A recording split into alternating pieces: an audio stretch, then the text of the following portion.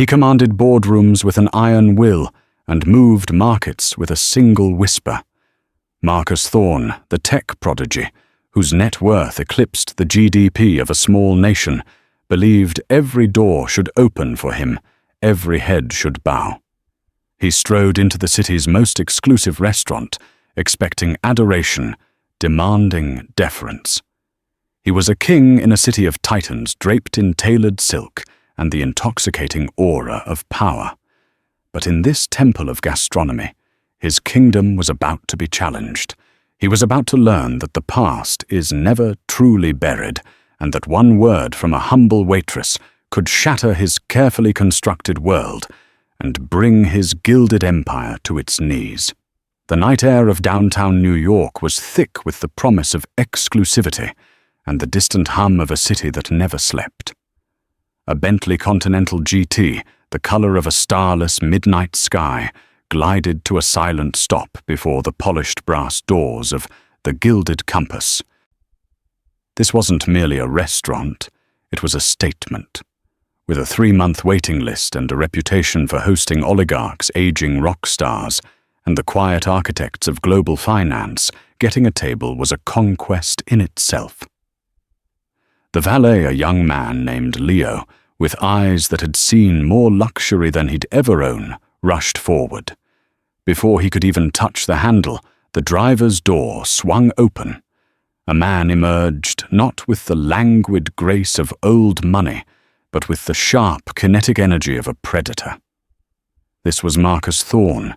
He was a man sculpted by ambition. His suit, a bespoke Tom Ford creation, probably cost more than Leo's car. A Patek Philippe watch, the Grandmaster chime, peeked from his cuff, a $2.5 million testament to his success. His face was all sharp angles, and piercing blue eyes, framed by dark hair, styled with calculated precision. He didn't just walk, he consumed the space around him. He tossed the key fob at Leo, without making eye contact. "Don't scratch it." He clipped the words less a request and more a command, backed by the unspoken threat of his immense wealth. A woman slid out from the passenger side. She was Olivia Hayes, a senior feature writer for Fortune. Her reputation was as formidable as Marcus's. She didn't write puff pieces, she wrote dissections. Landing an in-depth profile with her was a double-edged sword. It could cement a legacy or expose the rot beneath the floorboards. Tonight's dinner was the final, off-the-record part of a month-long interview process, the part where she would gauge the man behind the myth. Impressive entrance. Olivia noted her voice smooth, but with a journalistic edge that missed nothing. The Gilded Compass on a Friday night. You must have pulled some strings. Marcus offered a tight, self-satisfied smile. Strings are for puppets, Olivia. I build the stage. He strode towards the entrance, expecting the world to part before him, and it did. The heavy doors were pulled open by a doorman, who offered a deferential, "Good evening, sir." The interior of the Gilded Compass was a symphony of hushed opulence. Low, warm lighting glinted off crystal glasses and silver cutlery. The air smelled of truffles, old leather, and money. A gentle murmur of conversation from the city's elite provided a discreet soundtrack. At the host stand stood Jean-Luc the Maître d'Hôtel, a man of impeccable posture and a veteran of 3 Michelin-starred establishments. He was the gatekeeper to this sanctuary of culinary art. He held a large, leather-bound reservation book, like a sacred text. "Good evening," Jean-Luc said, his French accent polished by decades in New York. "Do you have a reservation?" Marcus scanned the room, his gaze dismissing the perfectly appointed tables in the main dining area. His eyes landed on the coveted Elysian booth, a semi-private alcove by the grand window overlooking the park, offering both privacy and a commanding view of the entire restaurant. It was currently occupied by an elderly couple, quietly celebrating what looked to be their golden anniversary. "Thorne," Marcus stated, as if the name itself was a reservation. I'll be taking the Elysian booth." Jean-Luc's professional smile didn't falter, but a flicker of consternation crossed his eyes. He consulted his book, already knowing the answer. "Ah, Mr. Thorne, my apologies, but the Elysian booth is occupied. I have a lovely table for you right here by the central fireplace." Marcus's smile vanished. He leaned in slightly, his voice dropping to a low, menacing purr. "I think you misheard me. I'm not asking for a table. I'm telling you which one I'm taking. That one." He gestured with his chin toward the window booth.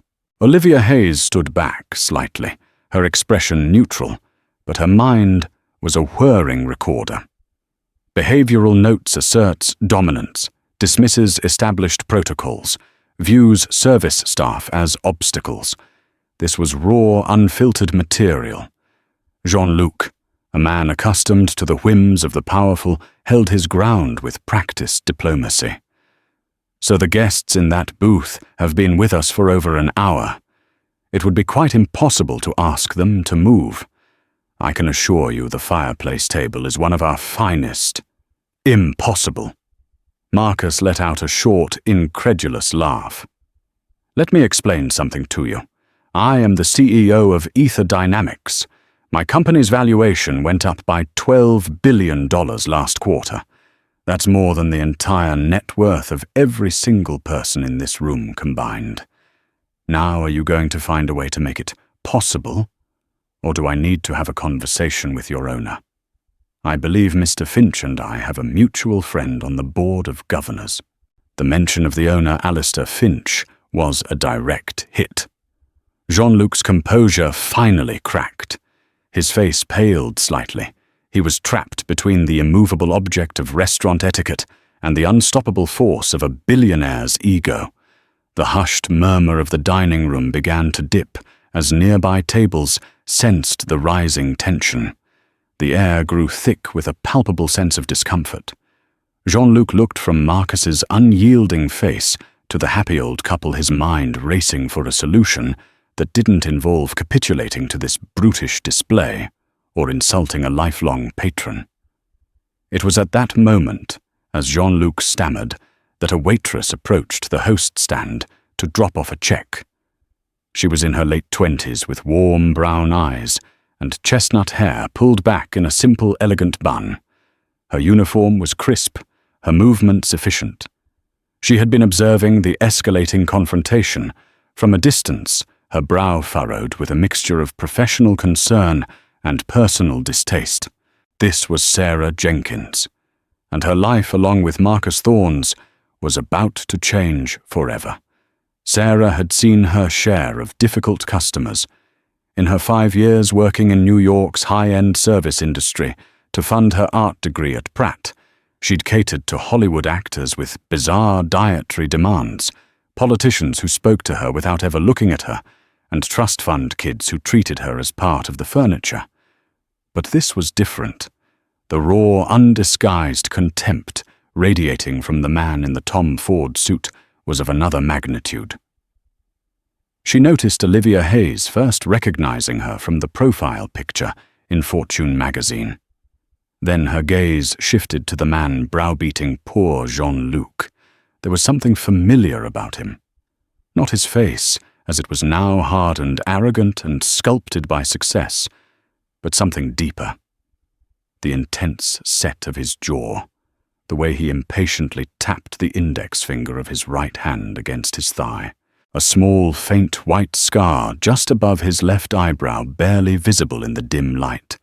Her mind reeled, sifting through a mental catalogue of thousands of faces served over the years. This wasn't a face from the Gilded Compass or any other upscale Manhattan eatery. This was a ghost, a memory from a different life, a different place. A place that smelled of stale coffee and greasy fries, not black truffle and Pinot Noir. Jean-Luc was about to crumble. "Sir, perhaps I can offer you a complimentary bottle of our finest champagne, the 96 Krug Clos d'Ambonnet, while you wait for another premium table to become available. I don't want your champagne," Marcus sneered. "I want that table. Are you dense? Get them out." He was pointing openly now, his voice rising, drawing more and more attention. The elderly couple in the Elysian booth had noticed the commotion, their quiet celebration now tainted by the ugly scene. The old man looked over with an expression of quiet dignity and disappointment. This was the final trigger for Sarah. Seeing that couple who reminded her of her own grandparents being targeted by this bully, it solidified the connection in her mind. The pieces clicked into place with a sickening lurch. The scar, the finger-tapping, the sheer desperate ambition she now recognized once simmering in a teenager, now boiled over into full-blown tyranny. She took a step forward, her heart starting to pound against her ribs. This was a colossal risk. Jean-Luc would be furious. The man himself could have her fired with a single phone call. But the injustice of the moment, coupled with the profound shock of recognition, overrode her professional caution. "Jean-Luc," she said, her voice calm and clear, cutting through the tension. "I can handle this." Both men turned to look at her. Jean-Luc's eyes widened in alarm, silently begging her to retreat. Marcus Thorne looked her up and down with dismissive contempt. "You can handle this? And who are you?" Sarah ignored his condescending tone. She kept her eyes locked on his, searching for the boy she remembered beneath the billionaire's armor. She took another step closer, her voice soft but carrying an undeniable weight of history. "Excuse me," she began, her tone polite but firm. "I know you're keen on that table, but there's been a mistake." Marcus's lips curled into a smirk. "The only mistake here is you interrupting me. Get back to pouring water." Olivia Hayes leaned forward, ever so slightly, her senses on high alert. This was an unexpected variable. The waitress wasn't intimidated. There was something else in her voice. Familiarity. Sarah stood her ground. "The mistake," she continued, her voice unwavering, "is that you're in the wrong place. We don't have a dishwasher's special on the menu tonight." Silence. The word dishwasher hung in the opulent air, utterly alien and profane. Jean-Luc froze completely. Olivia's pen, which had been taking discreet notes in a small moleskin, stopped moving. For a split second, Marcus Thorne's brain didn't seem to process the word. He stared at her, a look of pure confusion on his face. And then Sarah delivered the final, devastating blow. She tilted her head, a flicker of a long-forgotten, shared memory in her eyes. "Mark," she said the name, dropping into the silence like a stone into a deep well. "Mark Kowalski. Is that you, from the corner booth diner back in Scranton? You used to be an employee there, remember? You were the dishwasher." The name, his real name, the one he had legally shed years ago, along with his past, struck him with the force of a physical blow. Mark Kowalski. It was the name of a nobody, the name of a boy with grease-stained hands, and a future that looked as bleak as the dishwater he scrubbed pots in. Marcus Thorne was an invention, a brand, a fortress, built to keep Mark Kowalski buried forever. The blood drained from his face. His carefully constructed mask of invincible power didn't just crack, it disintegrated. The piercing blue eyes lost their fire, replaced by a wide, haunted look of sheer panic.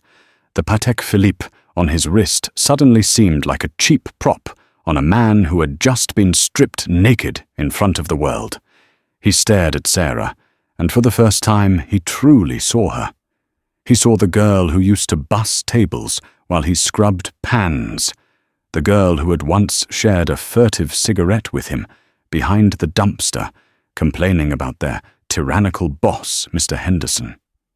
He turned his head slightly, a reflexive, panicked movement, and saw Olivia Hayes. She wasn't looking at him with awe anymore. Her journalistic neutrality had been replaced by a look of intense, penetrating fascination. Her pen was no longer still. It was flying across the page. He had come here to be profiled as a god of industry. Instead, a waitress had just called him out as a former employee, a dishwasher named Mark Kowalski from Scranton, Pennsylvania. In the gilded cage of his own making, Marcus Thorne had just turned deathly pale. The silence in the foyer of the Gilded Compass was no longer the hushed reverence of fine dining. It was a dense, heavy vacuum, pulling all the air and sound towards the tableau at the host stand.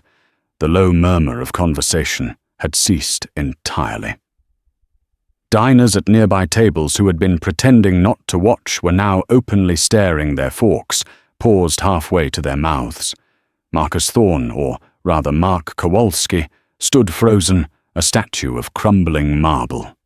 The name echoed in his skull, unlocking a floodgate of memories he had spent a fortune and a lifetime trying to barricade.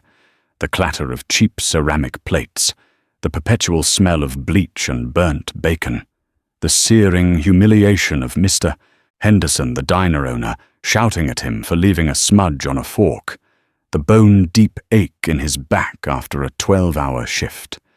He looked at Sarah, and his mind superimposed the image of the teenage girl in the faded pink uniform over the composed woman in the crisp black apron. Sarah Jenkins. She'd been saving up for art school even then, her sketchbook always tucked under the counter, filled with charcoal drawings of the diner's weary patrons. He remembered her being kind, quiet, and possessing a sort of steady resilience he had envied and resented in equal measure. He had been a volcano of raw, unfocused ambition. She had been a slow-growing oak. "Mark," she repeated softly the question, now laced with a genuine, unpitying curiosity. "Wow, I almost didn't recognize you." The spell broke. Marcus flinched as if she'd slapped him. His survival instincts, honed in brutal boardroom battles and hostile takeovers, screamed at him to regain control, to deny, to destroy. He drew himself up his face, a mask of cold fury, though his pallor betrayed him. "You are mistaken," he said, his voice a low, guttural rasp that lacked its earlier confidence. "My name is Marcus Thorne. I have never been to Scranton in my life, and I have certainly never worked in a diner." He spat the word out as if it were poison. "Jean-Luc," he snapped, turning on the maitre d'. "I want this woman fired, immediately. She is clearly delusional and is harassing my guest and me." Jean-Luc, caught in the crossfire, looked at Sarah with panicked eyes, but Sarah didn't flinch. She simply held Marcus's gaze. "Delusional?" she asked, her voice still quiet, but now carrying a sharp edge of steel. "I remember the scar over your eye. You got it when you slipped on a wet patch near the ice machine and hit your head on the prep counter. I remember you telling me you were going to change your name one day to something that sounded like money. And I remember you had a tattoo of a badly drawn eagle on your right shoulder blade that you got on a dare. Am I still mistaken, Mark?" Every detail was a hammer blow, systematically demolishing his denial. He had told her that about his name. And the tattoo, a drunken mistake at 18, a foolish symbol of a freedom he hadn't yet earned. It was hidden now beneath layers of tailored fabric and years of careful grooming, a secret known only to him and a handful of people he'd left behind 2 decades ago. He was speechless, utterly and completely disarmed. It was Olivia Hayes who broke the impasse. She closed her notebook with a soft click, the sound as final as a judge's gavel. She gave Marcus a look that was neither sympathetic nor cruel, but purely professional. "Perhaps the fireplace table is a better idea after all," she said smoothly, turning to Jean-Luc. "It's a bit more private. She then looked back at Marcus, a silent challenge in her eyes. The interview had just taken a far more interesting turn, and she was not about to let it go. The story was no longer about a tech billionaire's success. It was about the reinvention of Mark Kowalski. Marcus felt a wave of nausea. He looked at the Elysian booth, where the elderly man was now discreetly paying his bill, eager to escape the toxic atmosphere. He looked at the sea of faces staring at him, their expressions a mixture of shock, amusement, and pity. Pity. It was the one thing he could not stomach. He had two choices: sit down and endure an interview with Olivia, who now held all the cards, or flee. His pride, the very engine of his being, chose flight. The evening is ruined. He bit out his voice, tight with suppressed rage. We're leaving. He didn't look at Olivia. He didn't look at Sarah. He turned on his heel and strode toward the door, his movements stiff and graceless. Mr. Thorne, Olivia called after him, her voice calm. My deadline is next Friday. I'll be in touch to get your side of the story regarding Scranton. He didn't respond. He shoved the heavy brass doors open and disappeared into the New York night, the man who had arrived in a chariot of obsidian, leaving like a thief. The valet. Leo, startled by his sudden reappearance, scrambled to retrieve the Bentley. Marcus snatched the keys without a word, jumped into the driver's seat, and peeled away from the curb with a squeal of tires that was loud, vulgar, and profoundly desperate. Back inside the gilded compass, the silence slowly gave way to a wave of whispers. Jean-Luc let out a breath he seemed to have been holding for an eternity. He looked at Sarah, his expression a complex cocktail of awe, terror, and gratitude. He owed her for de-escalating the situation, but he also knew a man like Marcus Thorne would not let this go. Sarah, however, felt strangely calm.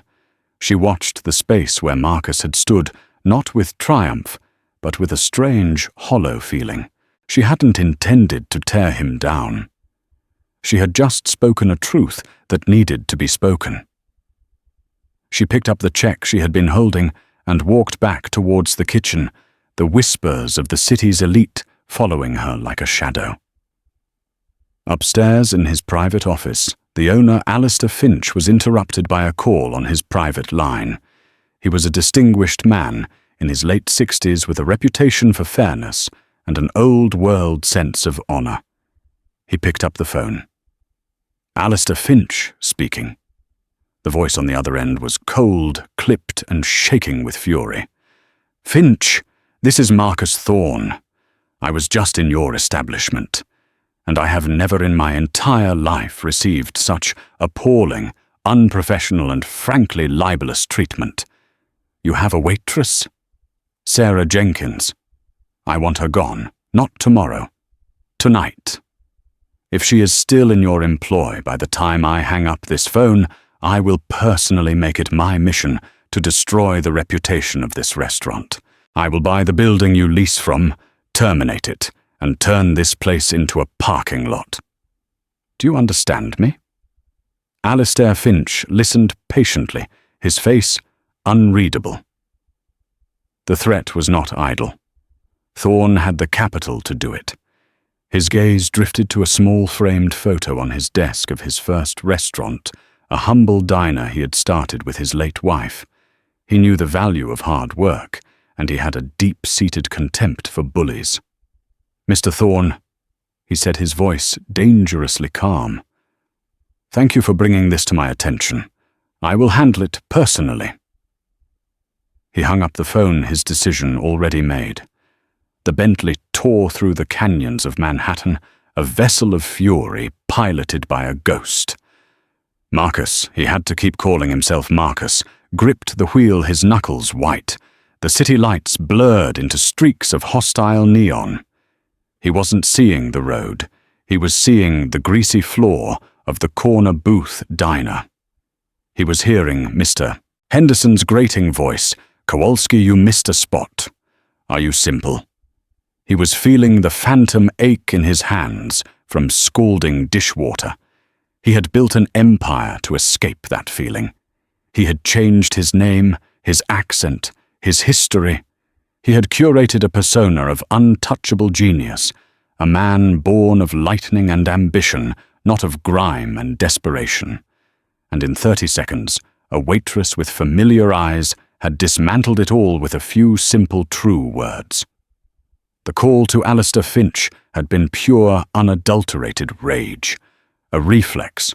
When threatened, Marcus Thorne didn't negotiate. He annihilated. The threat to buy the building was not hyperbole. He had already mentally tasked his acquisitions team to find out who owned the property at 87 Central Park South. He would crush the Gilded Compass. He would have Sarah Jenkins fired, blacklisted, and erased from the service industry. It was the only way to regain control, to silence the ghost of Mark Kowalski. He finally reached his penthouse, a sterile expanse of glass and steel overlooking Central Park. It was less a home and more a monument to his success, filled with modern art he didn't understand and furniture that was more sculpture than comfort. He stalked to the bar, pouring a large measure of Macallan, 72 a Scotch that cost $1,000 a dram. He downed it in one go, the burn in his throat doing nothing to quell the fire in his mind. His phone buzzed. It was Olivia Hayes. Text, need a comment, for the record about your early life in Scranton and your connection to Sarah Jenkins. The story is running with or without it. Your choice, how you're framed. He threw the phone across the room. It shattered against a marble wall. Framed, he was being framed as a liar, a fraud. The narrative was no longer his. Back at the Gilded Compass, the dinner service was concluding under a cloud of nervous energy. Sarah finished her shift, changing out of her uniform in the staff locker room. Her hands were trembling slightly. The adrenaline had worn off, replaced by a cold dread. The man she had confronted wasn't just a rude customer. He was a titan of industry with the power to ruin lives. Her life.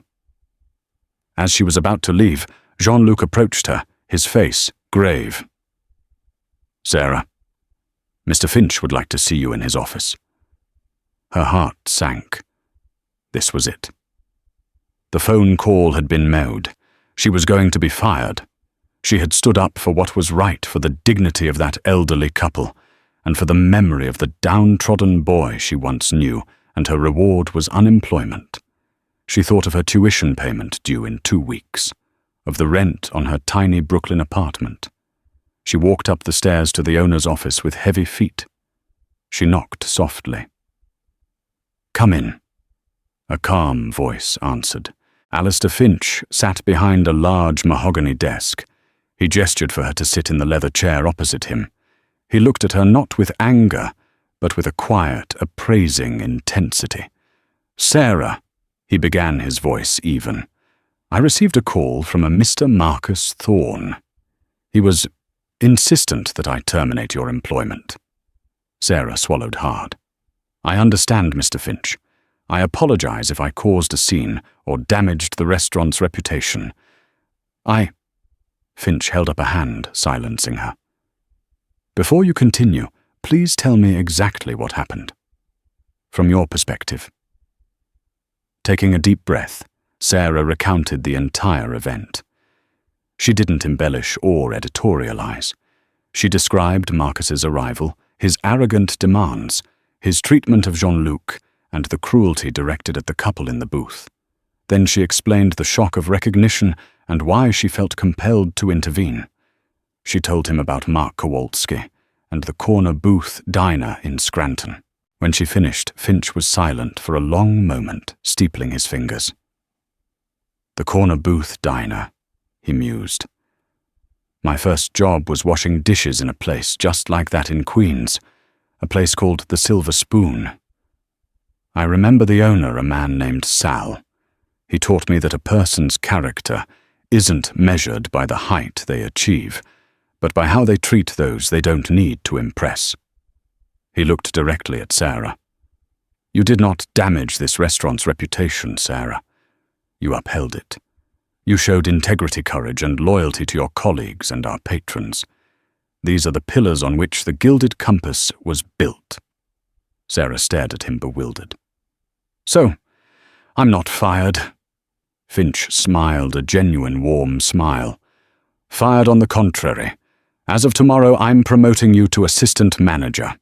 Jean-Luc needs the help, and you've more than proven you have the mettle for it. And I'll be covering your tuition for the remainder of your degree. Tears pricked at Sarah's eyes. She was speechless. It was a kindness so unexpected, so profound, it completely overwhelmed her.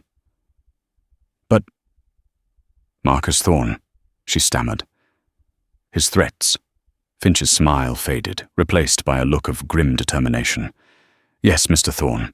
He represents a kind of power I find distasteful, the power to bully, to intimidate, to erase. He believes his money makes him invincible. He is about to learn that some things like loyalty and decency are not for sale. He paused, his eyes sharp. That journalist Olivia Hayes, I suspect she is key. Mr. Thorne is terrified of the story she is about to write. He tried to control the narrative, and he failed spectacularly. Now the truth is his greatest enemy. Finch leaned forward. I am going to fight him, Sarah. Not just for my restaurant, but for the principle of the thing. But I cannot do it alone. He slid a business card across the desk. This is Olivia Hayes's direct number. I acquired it from a friend at Fortune. I think you and she should talk. She's writing a story about Marcus Thorne. You can give her the context, the history. You can tell her the story of Mark Kowalski. Sarah looked at the card. This was no longer just about a confrontation in a restaurant. It had become something much bigger. She had a choice retreat into the safety of her new position and hope the storm passed, or step into the center of it and speak her truth. She thought of the scared, ambitious boy scrubbing pots and the monstrous man he had become. Maybe, just maybe, the world needed to know that they were one and the same. She picked up the card. I'll call her, she said, her voice filled with a new, quiet strength. Alistair Finch nodded, a look of profound respect in his eyes. An unlikely alliance had just been forged, the veteran restaurateur, the courageous waitress, and the formidable journalist, all standing against the wrath of a billionaire, terrified of his own shadow. The sun rose over New York, but Marcus Thorne hadn't slept. His penthouse, usually a sanctuary of pristine order, was in disarray. The shattered phone lay where it had fallen. An empty bottle of Macallan stood sentinel on the bar. Marcus stood at the floor-to-ceiling window, not admiring the panoramic view of his kingdom, but seeing nothing.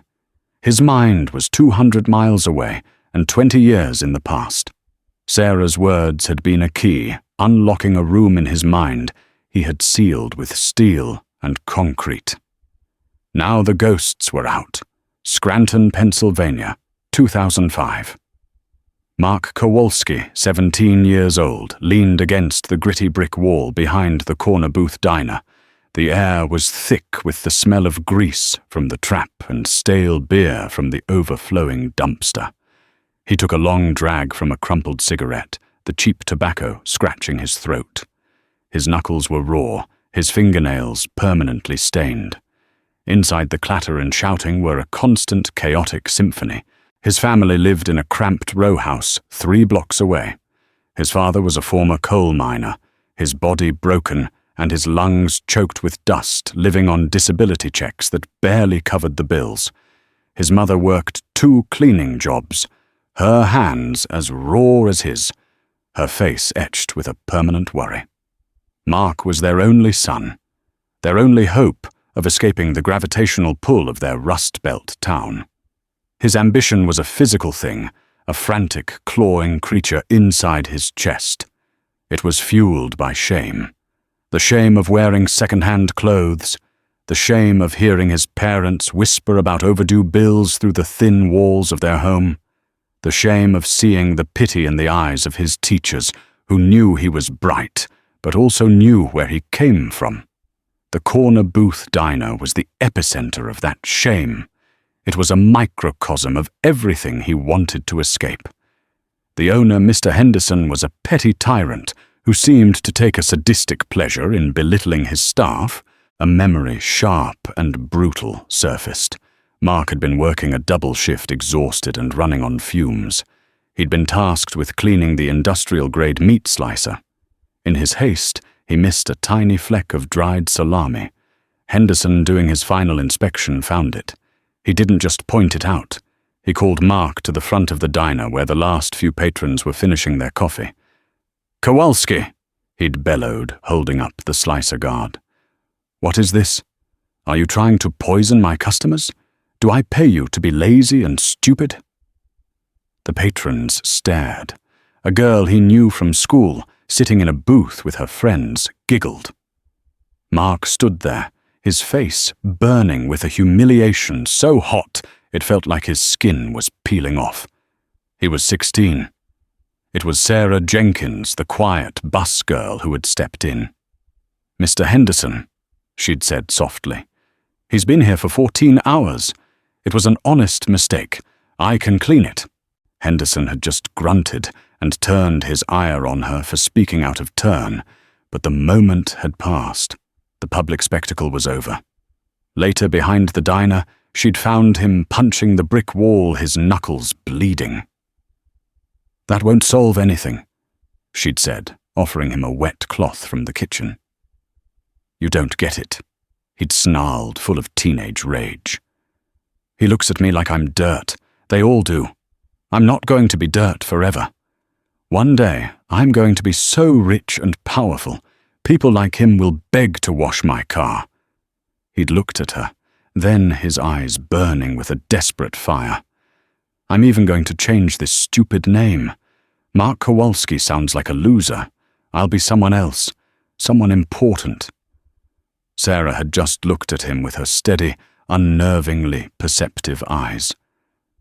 "Changing your name doesn't change who you are, Mark." New York, present day. Marcus Thorne shuddered at the memory. He had done it. He had become so powerful that he could crush a man like Henderson with a thought. He had become Marcus Thorne, a name that sounded like money. But Sarah's words from 2 decades ago echoed in the sterile silence of his penthouse.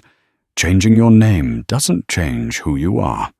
He had spent 20 years running, but he was still that furious, humiliated boy punching a wall behind a diner.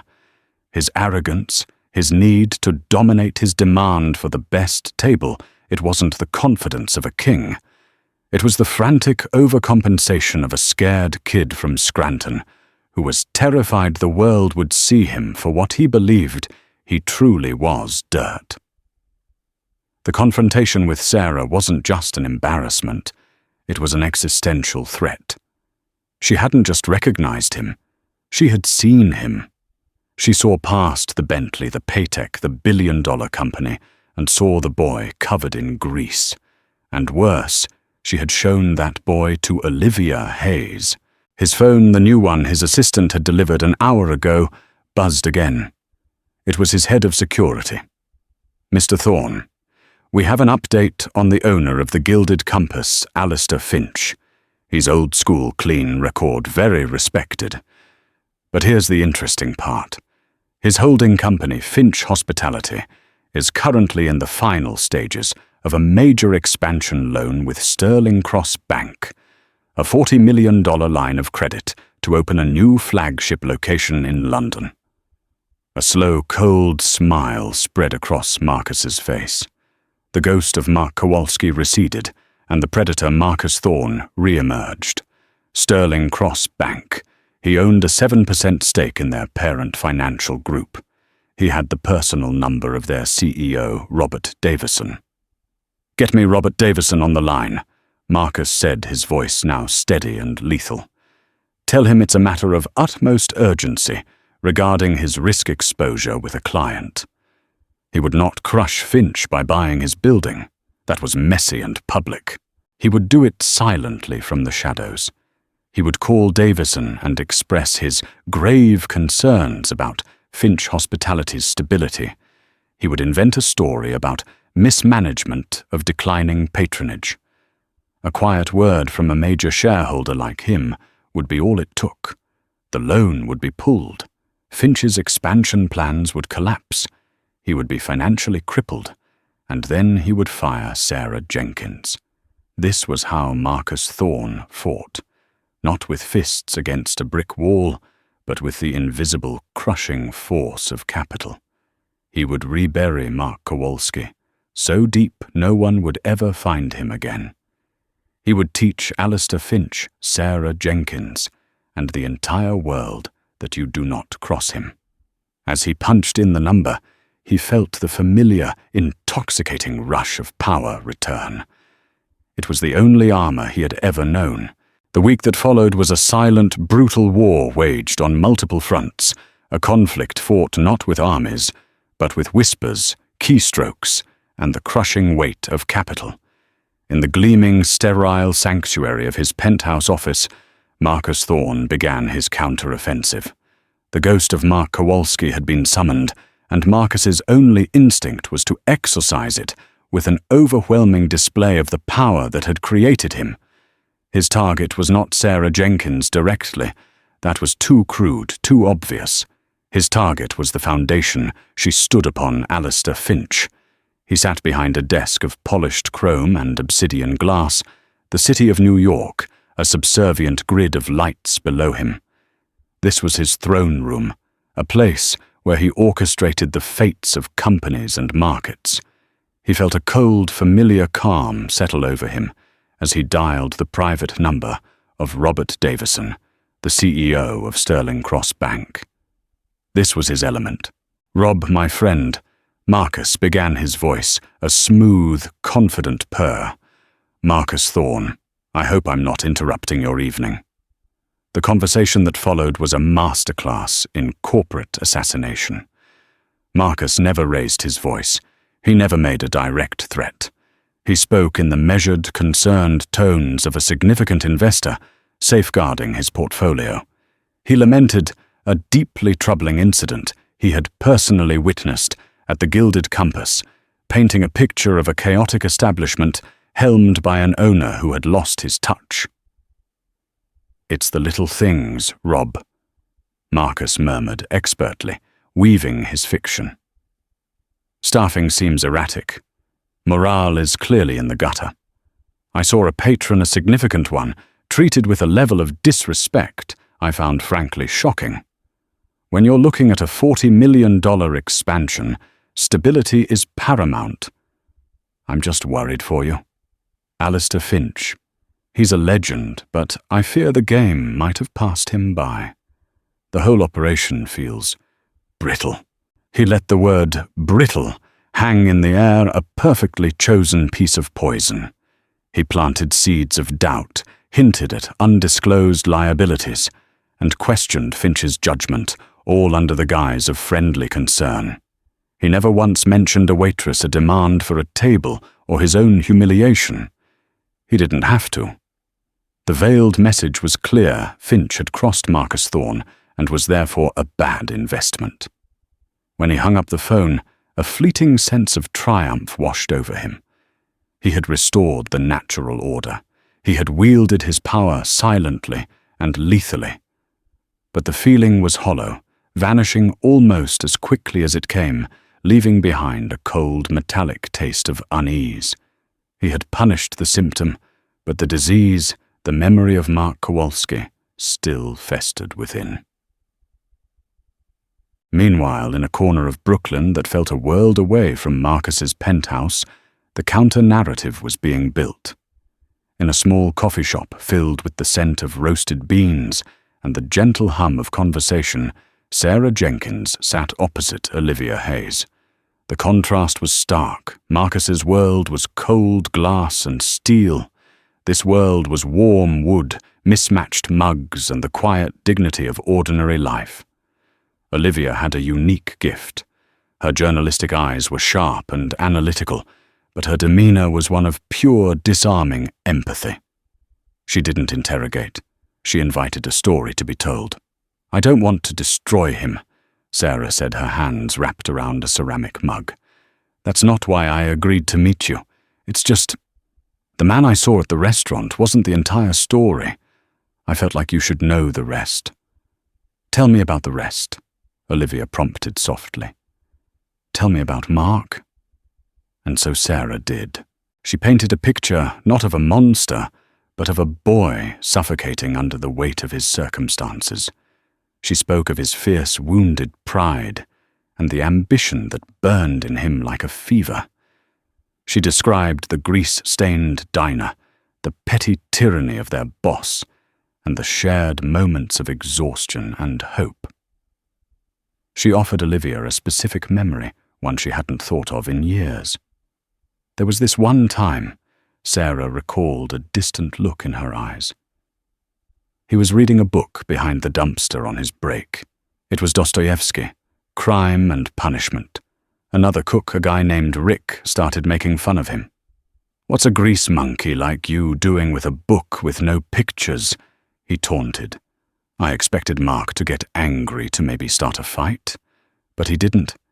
He just looked up, his eyes so intense, and he said, "Because I want to understand what makes a man think he's extraordinary enough to be above the rules." It shut Rick right up. I never forgot that. Even then, his mind was working on a different level. He wasn't just angry at his life. He was analyzing it. Olivia's pen moved swiftly across the page. That single anecdote was a Rosetta Stone. It connected the brilliant philosophical boy with the arrogant billionaire who believed himself to be above the rules of a restaurant reservation. The story was no longer just about a bully. It was a tragedy. A boy who read Dostoevsky to understand the psychology of hubris had become a case study in it. When the meeting was over, Olivia knew she had more than a story. She had the truth. Armed with Sarah's humanizing account and Alastair Finch's off-the-record confirmation of Thorne's vindictive call to the bank, she had everything she needed. On Thursday morning, the article dropped. It didn't just appear on the Fortune website. It detonated across the digital landscape. It was the cover story splashed across the home page, with a powerful split-screen image on one side, a gritty black-and-white photo of a rundown diner. On the other, a glossy shot of Marcus Thorne in his tailored suit. The headline was a masterpiece of narrative journalism, the two faces of Marcus Thorne, from Mark Kowalski's grit to a billionaire's revenge. The article was a stunning surgical dissection of a man's life. It opened with the tense, dramatic scene at the Gilded Compass, then masterfully rewound time to the bleak, hopeful backdrop of Scranton, using Sarah's anecdotes to portray a sympathetic young man of fierce intellect and desperate ambition. It celebrated his incredible rise, the genius behind Ether Dynamics, acknowledging him as a titan of industry. And then, with the precision of a scalpel, it pivoted. It laid out in damning detail his response to being reminded of that past.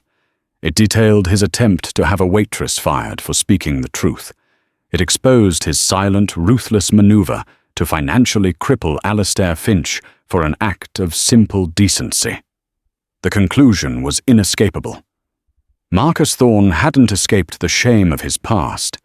He had weaponized it, becoming a far greater tyrant than the small-town diner owner he once despised.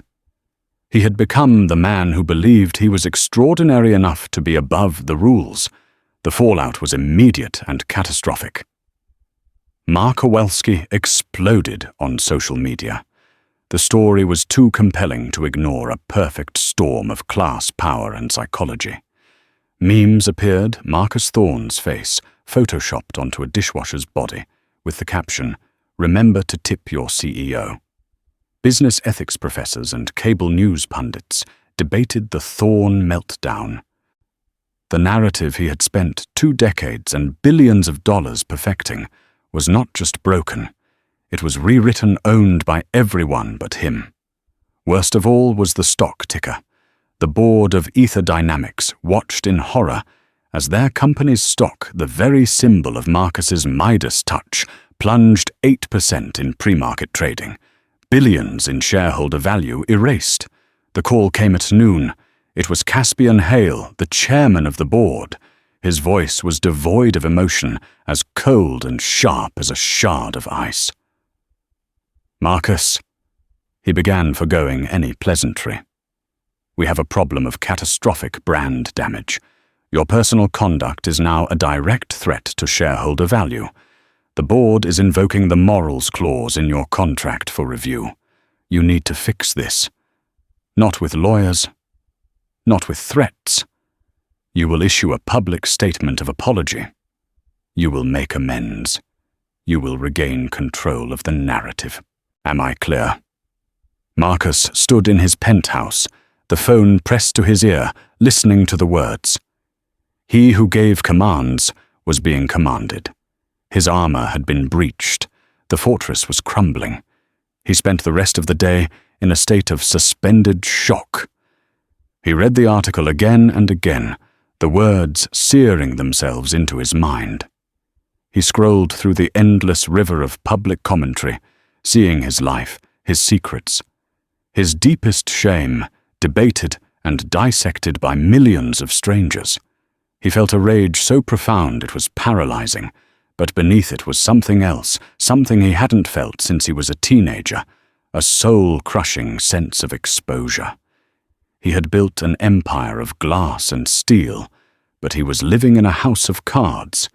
His power, his money, his name, it was all a defense mechanism against the memory of being a nobody.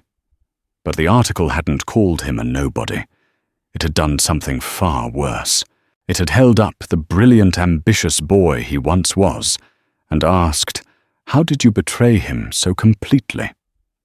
As night fell, he stood before the vast window, the city lights twinkling below like a fallen constellation.